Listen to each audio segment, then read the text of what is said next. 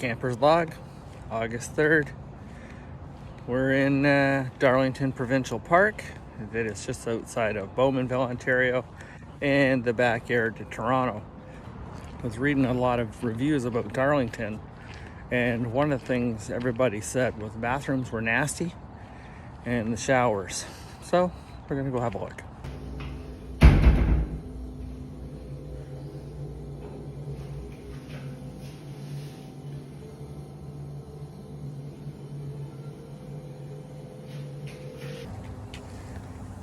I wouldn't say that's out of the world crazy. Not a favorite for me. A lot of sand. Probably a lot of people coming back from the beach. But yeah, the actual bathrooms were quite occupied, so I wasn't about to go do a video in there. Otherwise, my next post would be from prison. Here, another set of showers and laundry. So it looks like there's 2 showers, but this one probably covers this whole group up here. So well over 300 campsites and 2 shower areas. So I could see it getting messy, which is why people would complain about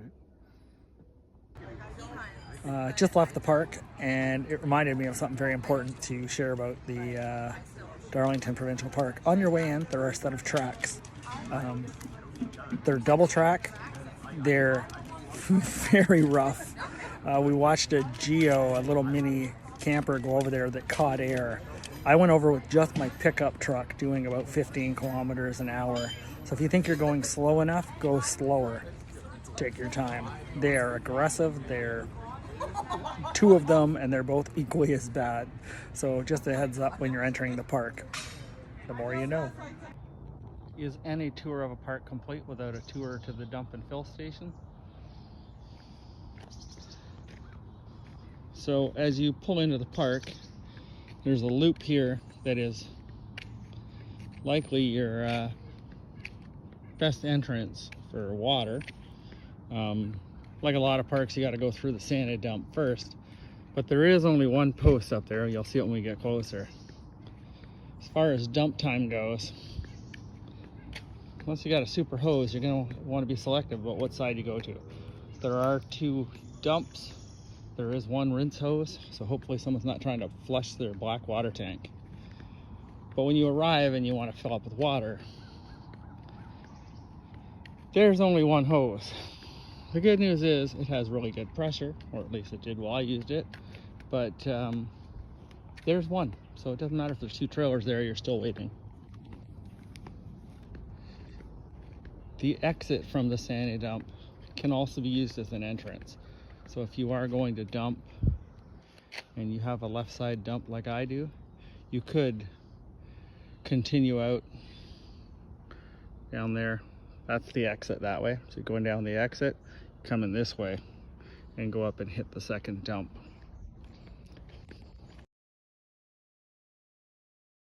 I think one of the key things that you need to know if you're going to be staying on the lakeside campground, I haven't made it up to Cliffside yet, but a lot of pull-throughs, that's bonus. They tend to be those crescent pull-throughs, not straight pull-throughs. The sites are quite large, but if you're staying on the left side of the entry road, when you pull in, your trailer doors are going to be facing the road. So if you want that privacy with your back to the road and kind of your own little closed area, try and get on the right side. Otherwise, it's going to look a little bit like this. This side is a pull-through, but if you did the traditional pull-through and came in here, you can see that they push themselves way off because they have a nice big site, so they are facing the road. On this side of the road, it is also a pull-through, and you would have had your back to the road, so you'd have had that privacy closed in area. They happen to have a tent, but yeah, just that would have been my first thing. It would have been good to know. Thought I would share that with you. I was saying how big the campsites are, and they really are in this whole top area. A great illustration of that is, here's one site. It's 90. I don't know if it's designated a larger site or not, but these people have 3 tents, 3 sleeping tents.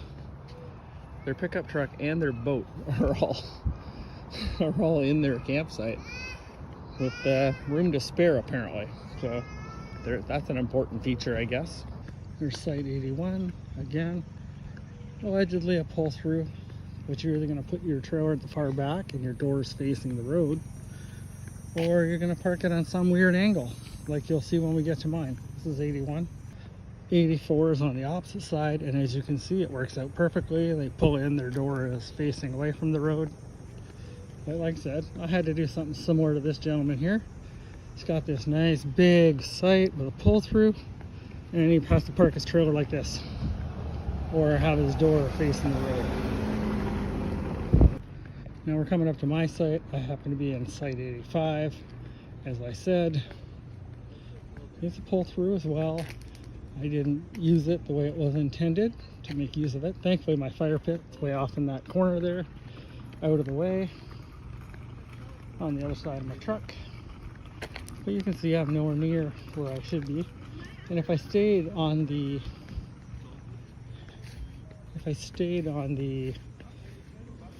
loop, it's a pretty tight little exit there. This is the area behind the washrooms, and it is quite open, so if you are camping behind the washrooms here on Lakeside, you might find it a little more open than you're accustomed to, or if that works for you and you want to get together with a group of people, it is wide open spaces. So it is now Sunday. We got here early Friday, so I've had a couple days to tour around the park.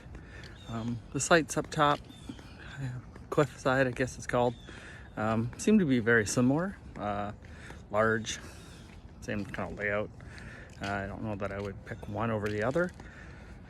The one thing I would say, my own personal opinion, based on what I like and enjoy when I'm camping or not, but I found this park, and it could very well be because it's a long weekend and there's some kind of lacrosse tournament and every other site has kids playing lacrosse on it, but I don't think so. I think it's just kind of the park's personality and regular guests, but this is not my type of park. It's found it to be quite loud. I read a lot about train tracks and planes going overhead, and well, yeah, can you hear them if you're listening for them? I don't think they're too far away from some sites, but I was way up by the water. If you get near the water, it's faint, it's in the distance. But the noise from the campers, between the dogs barking, children screaming, and yes, I know children will be children, I'm talking like non-stop babies screaming, and I feel terrible for those parents because I know it's impossible to make them stop, but I also don't want to hear it when I'm camping. So yeah, maybe I'm a bad human being. But even worse than all of that, it has a party vibe. So every, 4 or 5 trailers clustered together, and they're loud. It's radio free, but the people are extremely loud. It's not like there's music playing, it's just their voices, and and I know they're having a good time and camping, and everybody has their own thing. This just isn't mine anymore. I want to, chill, be quiet, have a little conversation by the fire with somebody, or, other people. But I don't want to be in the center of everyone's trying to talk over everyone, kind of how loud can be the loudest person. And that appears to be, there was one to the left of me, one to the right. I feel like breaking into song. Clowns to the left of me, jokers to the right, here I am stuck in the middle with you. Yeah, it's not my vibe. I probably would never come back here unless it was a convenient pit stop for somewhere I was going. Well, I just got schooled. I ran into a lady who spends most of the season here. They move around every 2 weeks, her and her husband, but she's been coming here for 4 years, and she asked me how I like the park. And I told her exactly what I just said. And she's like, well, that's true in the area you're in. And then she made me go for a walk with her. So up on Hilltop, they are a little more private. And she said up there, it's not that same kind of vibe. And down by the beach. apparently is a lot quieter. So I don't have that personal experience, but yes, I was corrected. So if you want the open group kind of close proximity life of the party, this cliff area and probably the right spot. If you want privacy, although there's not a lot of electrical sites up there, hilltop. And yeah, there you go. See, not afraid to be educated. The trails are quite nice, pretty well maintained, not too rugged, not too difficult. One of the interesting trails, the Burke Trail, parked by the park store there. It's a pretty quick walk. If you just want to go right to a point of interest that is on the map called the Pioneer Cemetery, which is something of interest to my wife and I, thought, hey, let's go check that out. So it was the first trail we did. So we went rolling in. There's one stone, has some names on it, kind of steel fence around it. It's definitely an old cemetery and has one stone. But there's a huge missed opportunity. There is no detail about the Pioneer family that's buried there or anything of that nature, which is a pretty significant miss. In other places we've come across those type of cemeteries, and there's at least a plaque or like a homestead, and there's something telling you about who's there or what they were doing there. So it required a little extra research to go find out about the Burke family, which apparently are the one of the founding pioneer families of what is now Bowmanville. So I did a quick tour of the beach.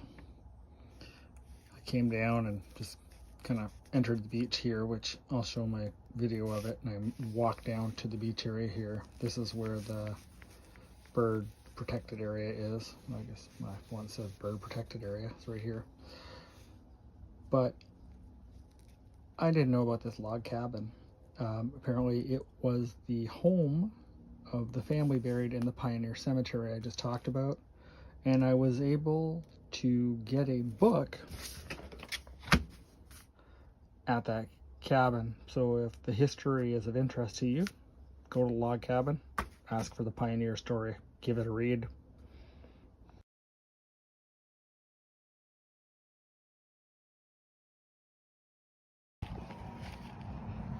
So this is the area that is protected for a bird called, I believe it's pronounced piping plover. Plover? Lover with a P on the front.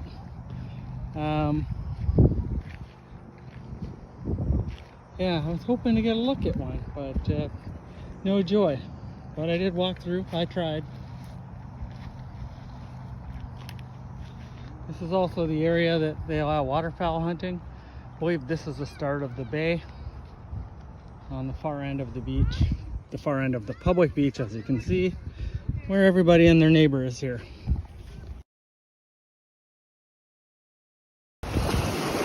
Is any park tour complete without seeing the beach if it's got one? So here we are. I'm walking east right now. But if you look to the west, way out there, see all those people? That is the public beach. But this is not packed. And that right there is the Hilltop Campground. So, Hilltop and Cliff. You can see the little cliff there. So, yeah. In summary, after my schooling about my initial opinion, making an assumption about the whole park, I can tell you that I would never stay behind the bathrooms. It's too open. If I was to come back, I'd be shooting for an electrical site up on the hilltop where they seem to be a little more private and a little more quiet. That would be my approach right there.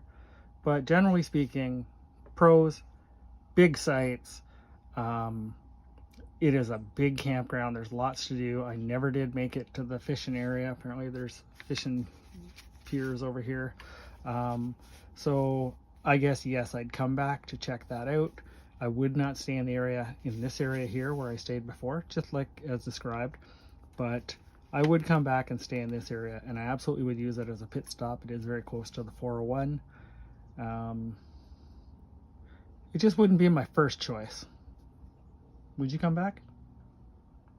I don't know. I didn't really see much. Okay, so she'd come back.